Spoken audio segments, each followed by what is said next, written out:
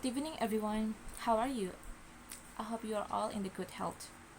Today, I want to explain about how to managing team or staff. Team management is not always easy. Most of the time, it means navigating different personality, work habits, and motivation while balancing your own tasks and keeping the company goals in mind. It takes a lot of work to get this right, but we've put together a few secrets that are aimed to help every manager, from seasoned and senior to those new to the role. First, keep a marathon mentality. When you step up or over into a new management position, it's very easy to be excited about the ideas you have. This enthusiasm is definitely a good thing, but it's very important to pace yourself. Before you start any major projects, give yourself time to understand your role and the inner working of your team and team members.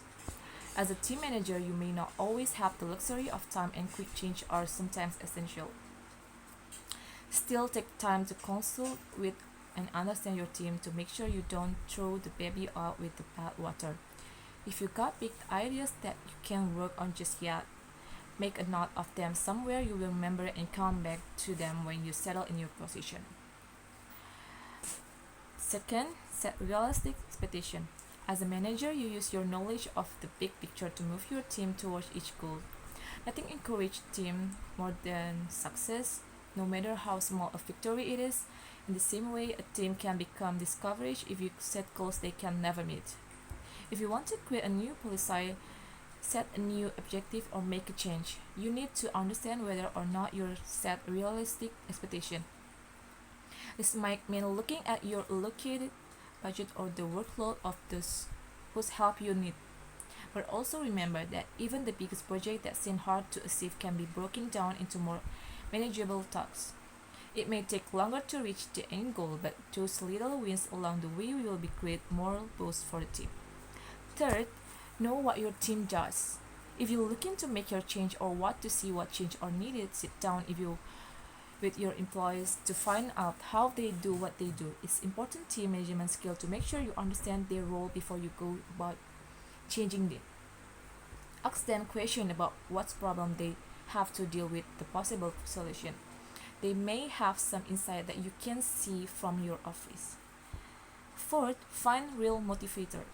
The promise of a raise might propel some employees toward a finish line, but others might not be moved by money. There are lots of different motivators that you should consider, such as the change work from home, some extra personal time, or even just verbal appreciation of the effort they put in. When you discover the real motivator for each individual, you can use this information to encourage your team when they're in slump. Fifth, explain why. It's difficult for employees to conquer a challenge if they don't understand what they are doing it. Take the time to explain their reasoning behind any change or ambition. Always paint the bigger picture and make sure your team know how their work contributes and propels the company towards its goals. Like Will's feedback is essential. Effective team management is including sitting down with your employees to tell them how they did or did not meet your expectations so they know how to improve. 6. Develop independent workers. An independent worker is an effective worker. You want to develop your team to be educated about what they do, enthusiastic about what the company does, and empowered the, to best help customer. You hold the authority to give them necessary research. 7. Recognize your employees' talents. Each employee will bring a different skill set to the company and respond to different employee recognition strategies. They all have their own employee strengths that, if nurtured in the right way, we can be used to benefit the company. It's on you as the manager to identify and draw out these talents. Once identified, you can work with the employee to figure out the best way to their skill and what additional training they might want or need to take it to the next level. 8. Focus on team culture. Your relationship with each employee is important, but the way the whole team interacts is vital. You will find that team who enjoy coming to work from more motivation. Of course, the team culture is not something you can force. It will unfold naturally on its own, but you can steer in the right direction by being aware of opportunity when they arise and involving the whole team. And 9, be a model.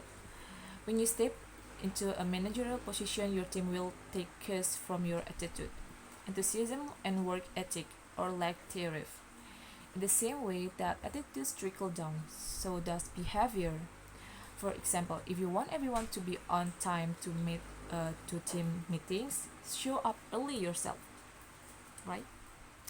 Practice what you preach on your employees won't be happy when you expect from them what you don't give yourself. And 10, last, keep your door open. If avoid being the last to know about issues with project or between team members by making yourself approachable. Learn to listen before responding and show respect for what your employees say, what they do, come to you. In this age of remote office, letting employees know you're available takes more than just leaving your office door open. You have to encourage them to come to with any question and remind them that even if you're not available right now, you will do everything you can to make time for them. Lead and they will follow. A business is only as good as its employees, and employees thrive when their leader has effective team management skills. For new manager and even for some of the old hands, it can be daunting to lead a new team.